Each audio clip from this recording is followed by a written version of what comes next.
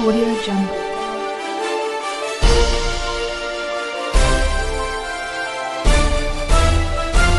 Audio Jungle. Good afternoon. On the national news this hour from BGI Television, my name is Morire Rabila Lawal. First, the headlines. Tinubu set to sack ministers. Explosion rocks Maitama in Abuja. Also, we brought to you about some other headlines from Plateau State. Gunmen Defy moved one's curfew, killed over 30 houses, places of worship. Also, I have not seen a soldier holding a new AK-47, but you see bandits branding AK-47. Another headline for the national news this hour: Afenifere removes Pa Adebanjo as leader. How to end insecurity in the north by Shetima Sultan Abdulsalami others. And on sports, keep working hard, Nigerians behind you. The news in detail. Adiza Bala Usman, Special Advisor to President Bola Tinubu on Policy and Coordination and Head Central Delivery and Coordination Unit, emphasized the President's commitment to dropping non-performing ministers. Speaking at the technical retreat for delivery desk offices of federal ministries in Uyo, Akwa Ibom State, Usman highlighted the seriousness of Tinubu's dedication to enhancing the lives of Nigerians. Addressing the delivery offices and directors of planning present, she urged we must understand that the President is very serious about his promises, and ministers will be assessed and ministers will be dropped if they don't perform. Moving on to the next story.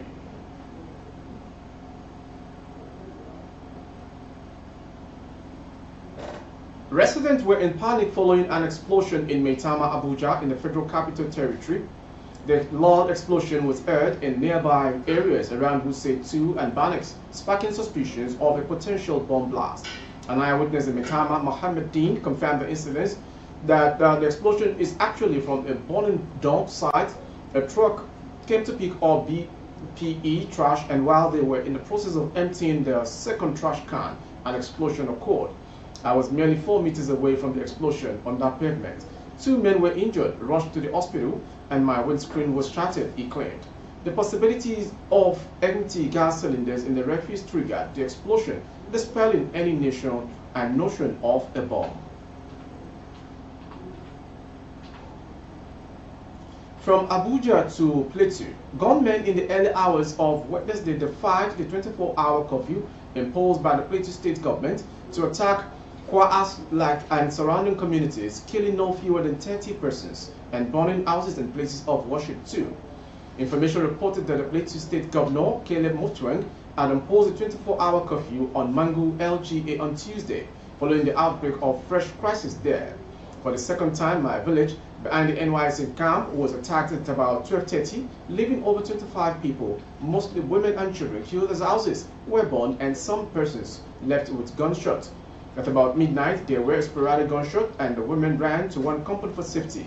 Unfortunately, the terrorists went there and killed them while the men were keeping vigil outside the community. The victims were killed at a community leader's house where they ran for refuge. The Mariana, the Kainat, and other communities in Mango Alley district, and those on the borders of Mango and Berkiladi. Local government areas are deserted now. However, security personnel would prefer anonymity said. Mango town is calm, but we were called in early hours of today about a development around the communities close to the NYSC camp. Our people are there, but the deed has been done. The victims are mostly women and children. They ran to hide there because they thought the place was far and the attackers wouldn't go there.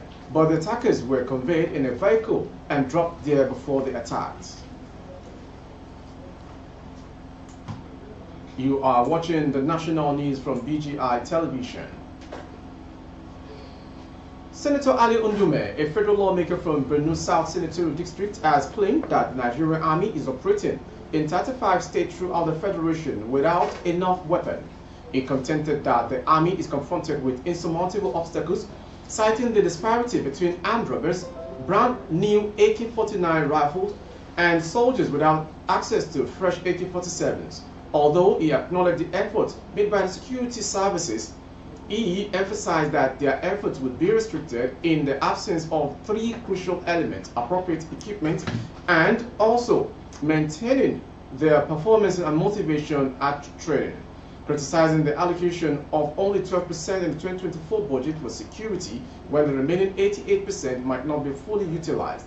He questioned the effectiveness of constructing roads without securing the areas first, as kidnappings along the roads hinder people from utilizing these vital infrastructures.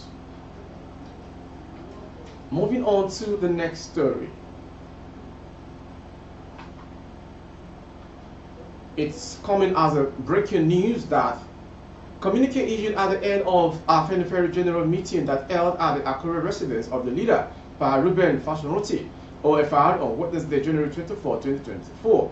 The Pan-Yoruba Social, Cultural and Political Organization, Afenifere, January 24, 2024, had held its first general meeting in the new year in Akure, home of the leader, Pa Ruben Fashoranti, OFR.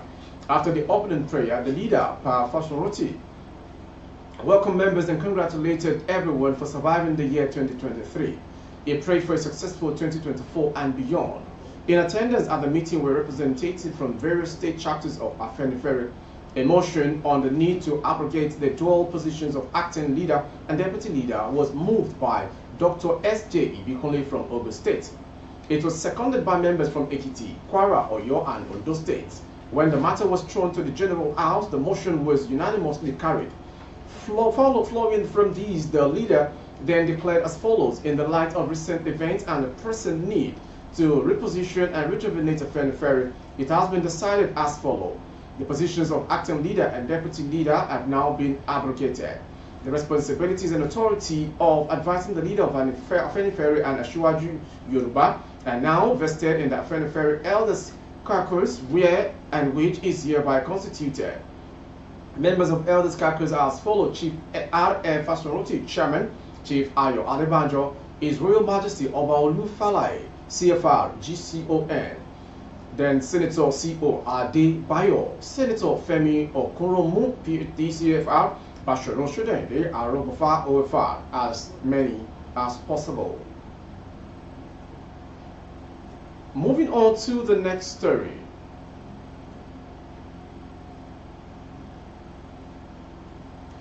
As regards the insecurity rocking the nation, Vice President Kashim Shettima says ending insecurity in the nation remains the cardinal agenda of President Bola Ahmed Tinubu-led administration. Shettima spoke at the opening of a two-day roundtable on insecurity in northern Nigeria with a team multi-dimensional approach to tackling insecurity in northern Nigeria, organized by the Coalition of Northern Groups, CNG, in Abuja. Shettima, who was represented by his Deputy Chief of Staff, Senator Ibrahim Hassan, assured Nigerians that the federal government was not relenting in tackling insecurity in the nation and called for a collaborative effort in taming the menace. I believe the informed gathering here is a way of President Bola Tinubu's promise to the nation in his inaugural speech that ending insecurity is a cardinal agenda of the government. As such, we have not downplayed the fundamental role of security in governance matters. This is the rationale that led to the largest budgetary allocation to the security sector. I want to call on relevant partners and stakeholders to join in this work. The Sultan of Sokoto, Saad Abubakar III, urged Nigerians not to lose hope and that the battle over insecurity can be won, but that the nation must embrace the implementation of its plans and policies. And to the next story as regards the national news.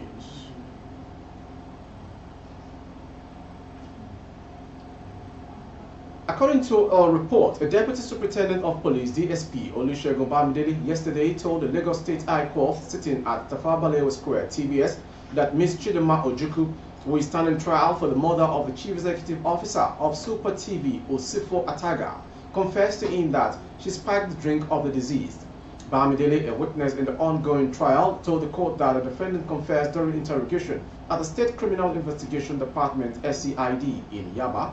Ms. Ojukwu was arraigned before the court alongside one Adedapo Quadri, on an 8-count charge bordering on offense of murder, forgery, and stealing.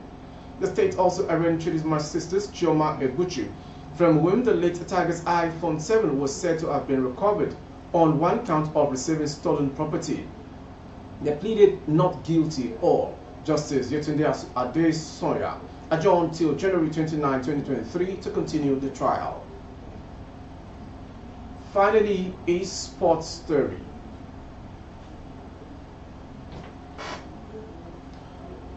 As regards the ongoing Africa Cup of Nations in Abuja, Sports Minister John Eno has urged the Super Eagles to keep their feet on the ground as they battle for the ultimate prize at the 2023 Africa Cup of Nations. The Super Eagles will keep a date with perennial rivals, the indomitable Lions of Cameroon, in a round of 16 tie on Saturday. The encounter is billed for the Felix Obto-Botany Stadium, Abidjan. Eno encouraged the players to improve on the performance and make the nation proud. I went to the villa for another thing yesterday and I met the president. He told me, you managed to qualify for the round of 16. And I said to him, that's how we are going to continue until we win the tournament, Eno stated while addressing the players on Wednesday night. He said I should tell the players that he wasn't too impressed with the last match, but I know that now that they are now in the knockout round, they will improve on their performance. With that sports story, we've come to the end of today's national news. Before we call it a wrap, some headlines. Tinubu set to sack ministers. Explosion rocks Maitama in Abuja. We also brought to you from the news, gunmen defy Muslims curfew, kill over 30 houses, places of worship brought down. I have not seen a soldier handling a new AK-47, but you see bandits branding AK-49. Afenifere removes Pa Adebanjo as leader, constitutes elders caucus. And to the next one, how to end insecurity in the north by Shetima, Sultan, Abdusalami, others. On sport, keep working hard. Nigerians behind you. Sport minister inspires Super Eagles team ahead of their clash against the indomitable Lions of Cameroon on Saturday with a round of 16 games. I am Morire Pepila Lawal. For more updates of our broadcast on YouTube, our handle is Babagbagede Imo Television. Can you subscribe and click on the notification bell select option, or to access all of our broadcasts on Facebook, Bagede Imo with Alawiye Adebayo. Please like and follow the page. Thank you for watching. Have a lovely day. Audio Jungle.